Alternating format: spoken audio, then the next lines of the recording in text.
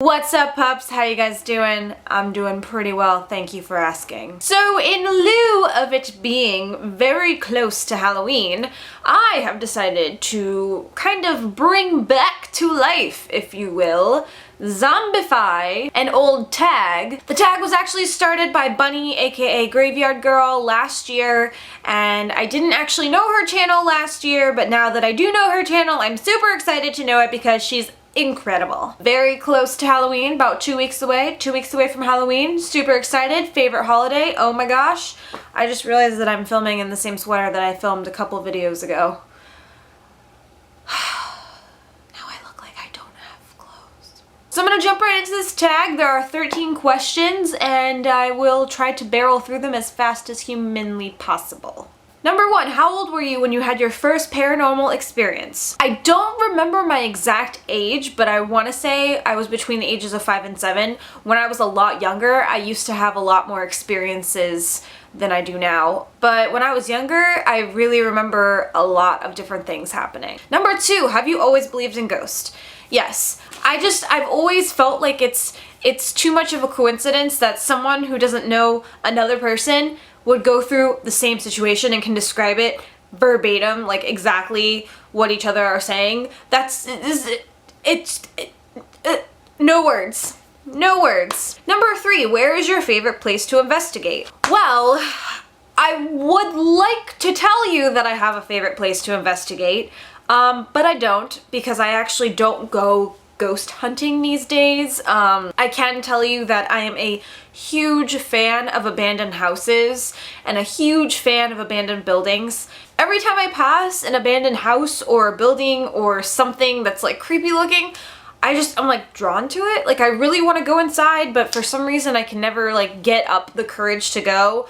And then no one ever wants to go with me. So I don't want to go by myself, and then no one will go with me, so I never go. But for some reason I've just always been really drawn to like creepy houses and like abandoned places and like things that look creepy that normal people would be like, I'm not going there. Like I want to go there. I want to go to those places. So whatever. Number 4, what is your favorite investigating tool to use? Probably last year this time I went on a ghost tour in Orlando, actually Kissimmee to be exact. When I went on the ghost tour last year, I brought my Canon 60D, that was all I had, and I definitely had some creepy pictures. I will link right here the video where I talked about the ghost tour and I actually put the pictures in my video. One of the pictures I took was during our tour guide's creepy ghost story about a couple who were dating, and then I guess the guy cheated on the girl, and they had lunch every day at the same time on like this railroad, like right next to the railroad, because they would eat lunch while watching the trains go by.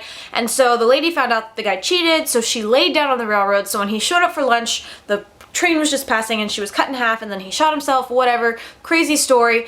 Long story short, he tells us this story. As he's telling the story, the train things start going crazy and they come down because the train was coming. So it was like really amazing timing for him to be telling us this like really, really creepy story, and then all of a sudden the train's coming. And I was snapping pictures of the train as it was passing. The train actually has reflective strips all down the side of the train. So every picture that I was taking, you know, the reflective strips would shine, you know. And so the train's going by and I'm just snapping away. And one of the pictures that I take, all the reflective strips are illuminated and the train is de-illuminated because of the strips illuminating. I don't know if that makes sense. And on the middle strip, it says believe. And then another picture that I took was I was just snapping pictures of the area where he said that the couple had been killed, and definitely got like a ghostly shroud in the picture. Like it starts up in the left corner of the picture and it goes down and it sweeps across the bottom of the right hand of the picture. But at the top left corner you can distinctly see a face, and it's really, really creepy. And I'm not making this up, and people always ask me, was there someone in front of you when you took the picture? There was not. There was no one in front of me. There was no one to the side of me. I was literally in front of the group snapping photos. Creepiest thing ever. Number 5, what is your scariest paranormal experience? Well, if you guys watched my last video, the one I just put out about my irrational fears. The story that I told about the creature thing that I ran into in the road that I still don't know what it was, I definitely consider that a paranormal experience. It was really weird. I don't know what it was.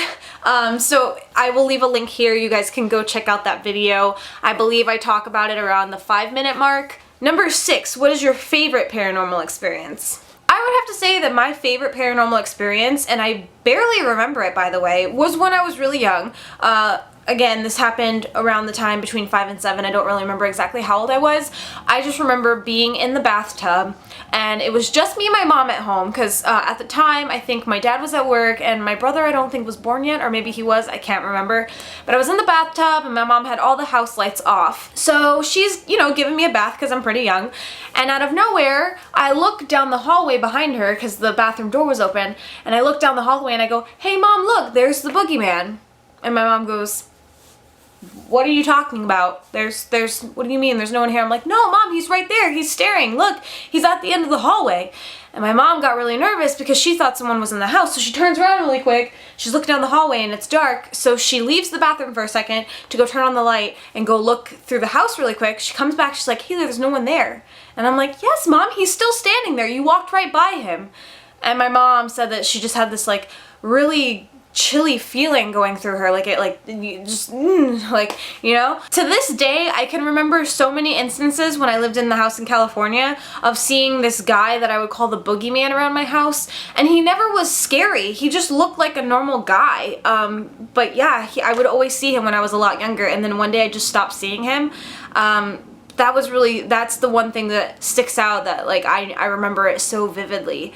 And my mom always reminds me, and she's like, "That was the creepiest thing ever." And I'm like, "Yeah, I know, it was weird, right?" Number 7, do you know anyone else personally who has had paranormal experiences? Yes, the majority of the people that I know have had paranormal experiences. I can't even begin to explain to you how many people, because for some reason, every time that I meet someone new, or I meet friends of friends, or neighbors, or something like that, the topic of paranormal activity, not the movie, I legit mean paranormal activity, always comes up, and I can't really explain how I always get sucked into these conversations, but people just really like to tell me that they've seen ghosts. Like I just actually went the other day to hang out with this girl for the first time named Stephanie, and she was doing a photo shoot with me. And we got on the topic somehow of how her last house was haunted, and they used to see like blue orbs throughout the house, and like just creepy stuff would happen to them. And like I know so many people who have been through these situations, and for some reason it always comes up in conversation with me. So yes, I know very many people who have had paranormal experiences. Number 8, do you have trouble convincing friends and family about your paranormal experiences? I don't really think so. You know, most of my friends have had weird experiences, so like, it's like a yes and no.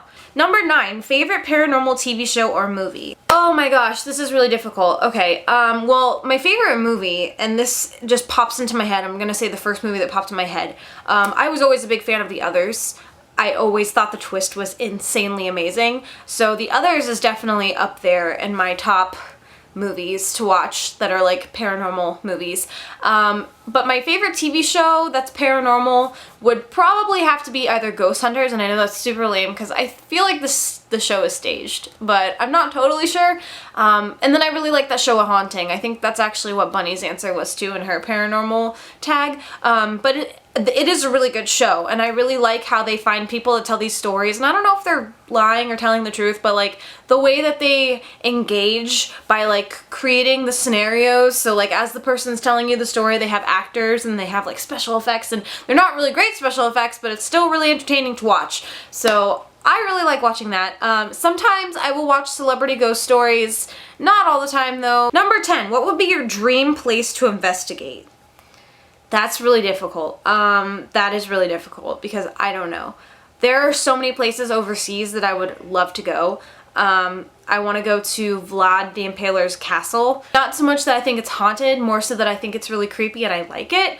A lot of the places that I want to visit, it's not so much for like the paranormal aspect of it, it's more so because it's like creepy. Like I've always been drawn to like creepy stuff. I don't know why. It scares the crap out of me, but I'm drawn to it. And I also really think it would be cool to go to St. Augustine, which is in Florida, but like northern Florida. And I've heard so many different things about how it's really haunted there, so that might be kind of cool. There's also a website that I found of like different places in Florida that are haunted, and there's like a whole South Florida section. So maybe I would want to, at some point, check out some of those places because they're like local. Number 11, do you prefer to investigate alone or in a group? That should be pretty blatantly obvious because I'm a big scaredy cat, so definitely in groups. I don't think that I could handle going someplace really scary by myself. I will tell you that when my parents went out of town and I was home alone, every little noise that I heard in this house that I live in for that week when I was by myself, I thought it was a ghost, because I would be sitting in my room just on the computer or doing something, and I would hear, because okay, here's my bathroom, guys, all right, right? My bathroom. Behind my bathroom is my parents' bathroom. So I would hear from my room, their bathroom, like the sink. Like I would hear the water turn on and off, or I would hear like the toilet, like, I don't know if it was flushing, but it was like making that water noise where, I don't know if you guys know what I'm talking about, but sometimes the toilet like refreshes itself, I guess.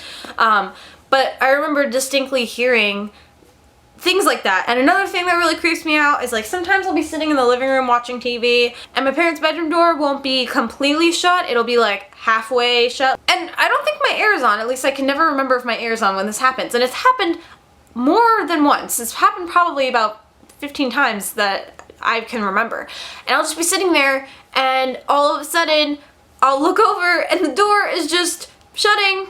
Door shutting, door shutting, door shutting, and their door, you actually have to put a little bit of pressure to like actually shut the door. Like you can, it's one of those doors where you think it's shut, but you have to like give it that last little nudge to really hear it click and shut. So I'll be sitting there and the door's like, oh, what? Oh, and it slams shut. Are you kidding me? So that's happened to me a lot, and that always kind of creeps me out. I'm getting kind of used to it now. Like, I'm to the point now, that happened to me the other day when I was sitting on the couch. I just looked over at the door and watched it shut, and then it like went its final little smack, and I just stared at it, and I'm like, okay. And I went back to watching TV, because I was like, what do? I can't do nothing. So there's been some instances. That kind of creep me out. Question number 12, is your home haunted? Think I just kind of answer that. I don't know.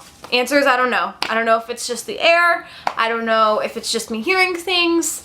I've never actually seen anything in my house. There have been many instances where I have thought that I saw something, like a shadow out of the corner of my eye. I'm not really sure. I've never had like an actual solid experience to make me think that it is. Question number 13, have you ever had any paranormal experiences with animals? Yes, speaking of that, I have. Last year, unfortunately, one of my dogs passed away, and he was my baby. He would sleep in my room every night. If he saw me walking towards my bedroom and it was at nighttime, he knew. He would bolt in my room, sleep with me every night. Like, him and I were attached by the hip. He was my baby. And unfortunately, he developed some tumors on his brain, and they were giving him seizures. And one day, I had to go to school, and that morning he had 3 seizures within an hour. And the third one that he actually ran in my room because I think he knew it was about to happen, and I was still in bed, about to get up for school. He runs in my room, and I woke up because he fell over and slammed into, well, my dresser's over here now. It used to be over there, if you guys remember, but he slammed into my dresser, fell over, started having a seizure. I woke up and I was just like, I don't know what to do. Like, I was crying and I felt bad for him, but they tell you when your dog is having a seizure, don't crowd them, just soothe them with words and stuff, and when they come out of their seizure, they're going to be disoriented. You don't know how they're going to react. They could attack, they could be scared. You just gotta like give them soothing words, and like once they come to, they'll be fine. So I waited for it to finish, I calmed him down, and I called my parents, and I had to go to school. So I went to school all day thinking, okay, he's at the doctor, maybe he'll get better, because at this point I didn't know he had a tumor. So I come home that night, and my parents broke me the news that they put him down because they said the tumor was literally too big, it was growing on his brain, there was nothing they could do. So they had to put him down. And it was really hard for me because he was mine, he was my dog, and I was really upset for days. I never got to say goodbye to him, and I think that was the hardest part. So about a month after he passed away, I had this super weird dream. I don't even have one of those mesh screens in my backyard, but for some reason in my dream, it was my backyard.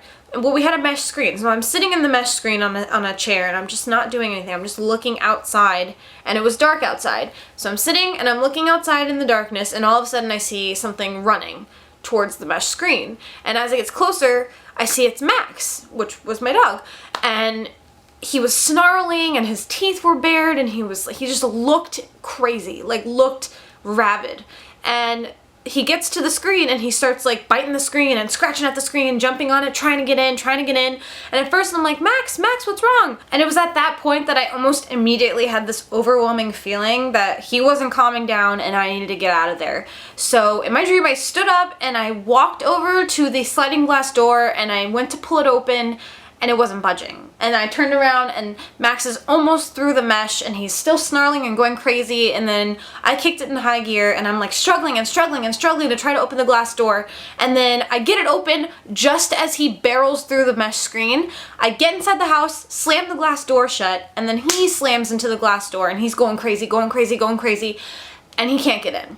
He just couldn't get through the glass. There was nothing he could do. He was hitting himself on the glass, he was jumping on it, scratching at it, he couldn't get through, and I just sat there staring at him. And then I woke up. And when I woke up, it was probably about 3 in the morning, mind you. I woke up and I laid in my bed and I just looked at the ceiling and I had the worst feeling of my life. Like, I felt like I can't even begin to explain to you how I felt. Like, it was just the creepiest feeling. I felt like someone was there, and I feel like it was Max. I bet you Max's spirit was in my room, and I felt like if I turned over and looked to the side of my bed, he was gonna be there, so I wouldn't do it. I just laid there, and I stared at the ceiling. I refused to look over the side of my bed. And I closed my eyes and I just waited for the feeling to go away, because I just felt like my heart was going like this, and I just felt like he was there, and I felt like if I looked at him I was gonna see him, and I didn't know what I was gonna do, and I felt like he was gonna attack me. And so finally I fell back asleep, and when I woke up I felt fine. It was, you know, I remembered it, but like I felt fine. And the more that I analyzed it after it happened, I realized I really think that was his way of communicating with me from the other side. And I feel like he was mad at me because I wasn't there for him when he was put down and I didn't get to say bye to him. And I feel like that was his way of showing his anger, that I didn't try to like help him or stop the situation. I know that sounds really, really weird, but I really feel like that's what happened. And so, I don't know, like I wish that I could have said goodbye. I feel like that was just a way of like him not being able to get back to the side. Like, I feel like he was really trying to get through. Like, I feel like the mesh screen and the glass door were like a metaphor for him not being able to cross back over into like life, kind of. So it was definitely a rough situation. It was definitely a very paranormal experience for me. But I've actually never had another dream with Max in it since then. Or if I have had a dream about Max, he hasn't been like that. That was the only time that I ever had that type of experience where I legit felt his anger. So anyway, sorry, emotional guys, my bad skis. I will leave the questions in the descriptiones bar for you guys if you feel like you would want to partake in this paranormal tag. And then obviously leave your video as a video response to this video, and I will watch them, I will comment, and we can talk about this stuff, because I mean, come on, Halloween's around the corner. Best holiday ever! I will talk to you soon. Peace out, Trots!